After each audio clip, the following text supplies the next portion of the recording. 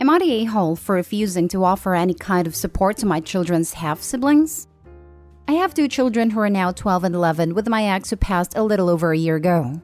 While we were still together, he ended up becoming infatuated with this addict who he left me for. They married and had 2 small children together. He had limited contact with our children because I fought to keep my kids away from her. Then my ex died, and his wife lost her parental rights, which from the sounds of it, she was fine with. My ex's family wanted me to take the 2 children and raise them, with the offer of financial assistance from them to aid in that working. I said no, and it led to tension. I did allow them to keep contact going and set up visits, but I do not want to be involved in those other 2 children. My former in-laws have both run into some health problems, and they have continued turning to me for help, which I have said no to. Recently, my former father-in-law was hospitalized after a heart attack, and my former mother-in-law told me that someone needs to step up and help them with the kids. I said I'm not going to do it. I told them it can never be me, and they need to accept that and find someone else. Now I'm running into a lot of crap from extended family who do not live nearby, saying I am the closest thing they have to a parent now, and that my former in-laws are unlikely to be healthy enough to raise these kids to 18. And it would be evil of me to let the kids go into foster care or get sent states away from their siblings to live with me. They also claim I am going to make my kids hate me, which I seriously doubt. Am I the a-hole? Now for the top comments. Not the a-hole. Even if the ex had not cheated, you do not have a moral, and certainly not legal, obligation to those children. But he did. So it is even more understandable that you would not want to raise those kids. Tell your in-laws and everyone else that 1. You've moved on from your ex and feel no obligation towards him outside of your children. 2. They can either step up and take them. 3. To spend their time finding someone in the mother's family to take them instead of harassing you. I truly think his family has some nerve. They are the a-holes. It's appalling how so many posts here are. Hey, so your ex that you have kids with can no longer care for the children he or she had with another, and you already have prior kids with them. So you should take these children in too. I agree. I haven't been on platform long and I'm shocked by the question, but appalled by the demand. It's always people that are actually related to the children that don't want or can't handle the responsibility. Yes, I periodically have to walk away for months at a time. The constant reminder of how society gaslights women into thinking that enforcing boundaries make them a-holes really starts to get to me. Not the a-hole. And you'll never be the a-hole for declining to take in children that you, 1, have no familial or emotional connection to, 2, that are the children of your ex and his new partner, and 3, most importantly, that you don't want to raise. I feel sorry for the kids, don't get me wrong, but they are absolutely not your obligation to care for, and the issue should have been dropped as soon as you said no the first time. Your former in-laws are completely out of line for trying to guilt you into raising the kids their son created with the woman he left you for. How terribly insensitive. Taking them in also opens the door to having to deal with their mother. Even if she's lost parental rights, there's no guarantee that the kids won't seek out a relationship with her, or that she won't reach out to them if/when she gets clean. Additionally, since you limited the contact your kids had with their father/half-siblings, I'm assuming they don't have strong ties to the kids. In which case, I'd argue it's more likely that they'll resent you if you do take them in. Not only will they have permanently lost their dad, but their lives will be further upended by the introduction of 2 young strangers. It isn't fair to anyone to do this. If your extended family members believe you're failing these children, so be it. They have the option to step up and take them in, but they aren't. Doesn't that make them just as evil as you? My kids don't have that strong of a relationship with them at all. If my former in-laws and I didn't arrange visits with them all, they would never ask me to see them. They never asked about them or wanted to see them when their dad was alive, and they had such limited contact with him. Honestly, they consider each other their only sibling, and their half-siblings are just kids they see sometimes. But I know that could change one day, so I keep access since it's now far safer to do so. Next story. Am I the a-hole for refusing to cook dinner for my stepmother and her guests after she's been refusing to let me eat the food she cooks? 16 male here. My dad married my stepmom just about a year ago. She didn't want me to live here and wants me gone. I've insisted that I should stay as I don't want to live with my mom. Her husband is a piece of work, so we're always clashing.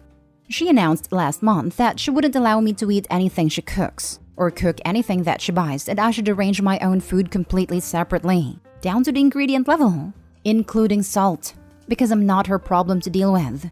This is annoying, but anyway, I can handle it and I didn't want to act entitled. So I started buying and cooking my own food. We've been going like this since then. Her sister had an accident a few days ago. And on the day of the accident, stepmother texted me in the afternoon saying she's bringing the sister's children over and they'll arrive around midnight. Asked me to buy groceries and snacks and make a late dinner for them. I never replied to her and didn't do anything. I have to say that while for a few hours it didn't look good for her sister and had to go into surgery, it ended up being successful and she will thankfully make a full recovery. They came. She noticed there's no food and they indeed were hungry, so she was angry at me. I told her that is not my problem to deal with, and she said I'm being a jerk, and I said, takes one to know one. She ended up ordering pizza. My dad told me that I was out of line, and I should have just done what she wanted me to do because it was an emergency, and I should have done a favor for her, and it would have gone a long way to improve our relationship. I told him that our relationship has always been hopeless because she hated me for no reason. So there's nothing I can do that can make her hate me any less, and at this point I've accepted it and don't care anymore. He said it's not true and now I'm grounded. Not day home. Why is your dad allowing this to happen? You are 16 and living at home. You shouldn't be paying for your own food. Make your dad fix this problem. My dad pays me for the food I buy, although stepmother believes I should pay for it myself because I have an income. Yeesh, at least that's something. I'm so sorry you have to live in a house where your stepmom treats you like that. What you did was understandable considering your age and circumstances. Was it petty? If guests weren't arriving until midnight, the stepmother should have asked her husband to grocery shop and make food. Why ask Opie after treating him very badly? Because she's trying to manufacture drama to drive Opie out. What a nasty piece of work. When people say you should aim for fairy tale endings, they don't mean becoming the evil step-parent. Not stay home. She set the precedent in home, and when it came back to bite her, she got angry. It's unfortunate your dad allows her to say you can't eat food she buys when you're still a minor in his home. And it's even more a shame that after allowing that behavior from her, he expected you to do for her sister's kids what she won't do for you. It's also not your responsibility as the minor in the household to improve your relationship with your stepmom who clearly resents you. It's extremely unfortunate that you don't seem to get along with the spouse of either of your parents. I think you need to sit down and ask your dad why he has higher standards for you, a teenager, than he does his wife, a full-grown adult. I'm a stepmom, and I most certainly think it's my problem if my stepchild is hungry. I also don't understand why he'd marry someone who is combative and not loving toward you. You were part of him, and she supposedly loves him, so what gives? I'm not sure what I'd do in your shoes since either parent's home sounds horrible to be in at the moment. Shame on your dad for failing to stand up for you though, when you needed it. It was the perfect opportunity for him to tell her that she shouldn't expect you to do for other kids what she won't do for you. The kids got fed. She ordered them a pizza. There was no reason to punish you for not obeying someone who can't treat you properly. She's got some twisted priorities to think feeding her sister's kids is her problem, but feeding her stepson is not. I'm utterly appalled at your dad for allowing her to order you to buy your own food. That's reasonable if you were an adult living in their home, but not as a minor living in their home. I do think I might use her food anyways and ignore her insane position, or sit her down and iron out expectations. I think you need to tell her point blank that she set an example for you to follow. So if she's angry with how you handled yourself, she asks herself to thank for your point of view. Next story is titled, Am I the a-hole for asking my dad why can he accept my sister but not me? My female 17 dad, male 43, wanted all boys. I was the second born and a girl, something he didn't want. Because of that, my childhood has consisted of him being hard on me and us rarely talking to each other. My parents have 5 kids, 2 girls, 3 boys. The youngest is his other daughter, female 7. They have a great relationship. He talks with her, actually does stuff with her like watch movies, play Barbies, and with her baby dolls. I'm happy for my sister. I'm glad she's getting a good relationship with our dad. But it hurts a lot to see, especially considering my dad has never told me he loves me. And we have never even hugged, 2 things he has done with all my siblings. A week ago, I accidentally came home late from hanging out with my best friend. I tried rushing home as fast as I could, but I was still 3 minutes late. Once I came home, my dad started yelling at me, and when I said, sorry, I lost track of time, he yelled at me more, calling me irresponsible and that I don't think. My younger sister then came running to him asking if he wanted to watch a movie with her. And he said, "Yes, honey, just wait a few minutes, then I'll watch a movie with you." I've never yelled at my dad before, but all of the hurt just had been building up my whole life. I finally lost it.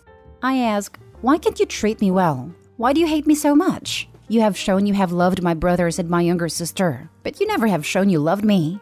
I don't get it." He told me not to yell at him and go to my room. So I went to my room and cried.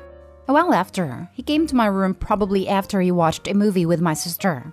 He took my phone away and proceeded to say that he had always provided for me, and that's all that should matter. I didn't even say anything back. I didn't want to argue. My dad and I haven't talked since I was grounded for 5 days. I asked my older brother if I did something wrong. He said I probably shouldn't have yelled at him, but I said what needed to be said. I overheard my parents talking, and my mom was trying to explain what I was meaning, but my dad just called me an immature brat, and that I need to grow up. I felt like what I said wasn't wrong, but my dad has been making me feel like I'm crazy and in the wrong. So am I the a-hole? Now for the comments. Not the a-hole. I am so sorry your parents treat you so horribly. And I say parents because although the main perpetrator is your father, your mother has epically failed you by standing by and watching the blatant favoritism while having more children with a man whose love is dependent on gender. You are almost an adult. Please make sure you have a plan on how to remove yourself from this toxicity and heal from the damage your awful father has done. This should include figuring out how to support yourself financially and get counseling to mitigate the damage he has done. Parents who have no issue treating one of their children wildly different than the others also have no issue throwing that child out of their house once their legal obligations end at 18. Or before. I wonder if this is just a case of the scapegoat and he's just using her as his emotional punching bag. There doesn't need to be a golden child, but if the brothers can see the huge disparity between treatment of siblings, then yeah, Opie's definitely the scapegoat and needs to get out and get put in therapy because this sort of trauma has lasting effects. I wonder if Opie's father might suspect she's not his. It definitely sounds like he's got something against her. Not Day-Hole. Sadly, your dad wanted boys and took out his unhappiness of having girls on you. It only seems to have accepted having a daughter once he had 3 sons and gotten what he wanted out of having sons. It seems you might be the scapegoats in your family. Edit. Also, any parents whose response to their child feeling unloved is to say they financially supported you so it's fine is an a-hole because they literally have the legal obligation to do that. So it isn't saying much about them as a person beside they follow the law. Yes, I guess I never really understood why he could be a loving father to my sister but never changed how he treated me. Now for the last story. Am I the a-hole for wanting to go to university instead of finding a full-time job to help my mother with supporting my siblings? I am female 18 and this year I graduated from high school and applied for universities, and I got accepted to university of my choice. In my country, universities are completely free, no tuition fee. I got accepted to university in my hometown, which would allow me to live at home and work part-time to help my mother with living cost. Or I could go to university in another town, to which I got scholarship based on my grades and exam results, meaning that I would have my dorm and food covered and could focus only on my studies. I come from a large family. I am the oldest child of 8 and my mother is a single mom. My mother doesn't get child support for most of my siblings' dads, and she mostly gets alimony payments provided by our government, and she gets some social benefit payments as well. I told my mother about my university options and she wasn't happy at all. She was discouraging me from applying in the first place, but I did it regardless. She originally wanted me to go to trade school instead of high school. After trade school, you cannot go to university because you lack qualifications. She wasn't happy. She told me that I shouldn't go because she needs me to go and find a full-time work. My mother doesn't work, so I can help with the cost of living. She also needs me to stay home because she needs help with my siblings. I really want to go, but my mother told my siblings, and my youngest sister cried because I am abandoning them. That's what my mother told them. I accepted a university place in secret and was planning on telling my mother just before I move out. But she opened up my letter regarding my scholarship and dorm and found out. She blew up at me, told me I didn't care about my siblings, that I'm selfish and only think about myself. She accused me of being cruel, and my little sister called me an a-hole and my mother agreed. I am devastated. Am I really an a-hole for wanting to go to university? Should I stay and find a job? Not the a-hole. Supporting children is the parent's job. It does not belong to one of the children. Your mom could make an effort to get child support from the various fathers or try to find a job. You should not be giving up university to support your siblings. This is right, OP. You are not required to sacrifice your future for the sake of others. Your mom has made it this far. She'll be able to save money since you won't be home. You won't be eating food or using utilities. There will be more space in the house. You're not abandoning anyone. You're growing up and moving on with the next phase in life. It's okay. Not stay home. Not stay home. She's responsible for all those kids she chose to have, not you. Go to university. Do whatever you want. Exactly. Mom seems to want Opie to just repeat the pattern she's set. If Opie gets no education, she'll have to settle for low-paying jobs. Then when she has kids, she'll probably need their help as well. The best thing Opie can do for her siblings is to set a good example and make a good life for herself. Nothing against trade school, but that isn't what she wants, and this is her life. Exactly. As a mom myself, it pains me seeing her mom be like this. All I want for my daughter is to be happy and do what she wants in life. That's it. I brought her into the world. She doesn't owe me a single thing.